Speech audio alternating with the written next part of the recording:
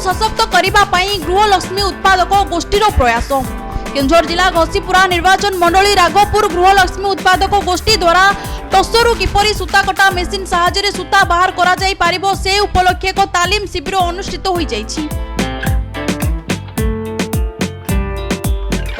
गृहलक्ष्मी उत्पादक गोष्ठीर ही कार्यक्रम में मुख्य अतिथि भाव घसीपुरा बीडीओ विनीता विजयिनी, विशिष्ट अतिथि भाव केंद्रीय रेशम बोर्ड कटकर सीनियर टेक्निकल असिस्टेंट निखिलेश पंडा एवं टेक्नीशियन प्रदीप कुमार मिश्र प्रमुख जोगदे गृहिणी माने किपरि आत्मनिर्भरशील होई आगको बढ़ी पारिबे एने उत्साहित करथिले। मु घसीपुरा ब्लॉक रो देवगां पंचायत रो सौदामिनी पत्नी देवगां पंचायत रो मु प्रेसिडेंट अछि।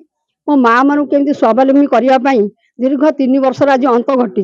पीजी ग्रुप गृहलक्ष्मी पीजी ग्रुप सेक्रेटरी प्रतिमा आज आमर एठी राघवपुर रे ट्रेनिंग पई कटक रु वैषयिक केंद्र कटक रु आछंती सार माने।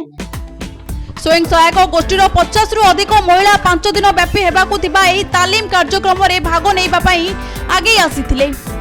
आज हम देखुचंती हमर टसर सिल्क ट्रेनिंग प्रोग्राम आज टू स्टार्ट होची।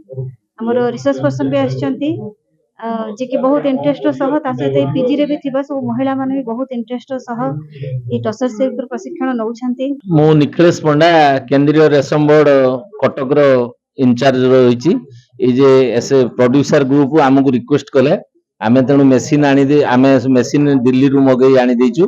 तापरे तांको आमे आज ठु गोटे स्किल डेवलपमेंट ट्रेनिंग प्रोग्राम में शामिल करछु। Bureau report to money TV.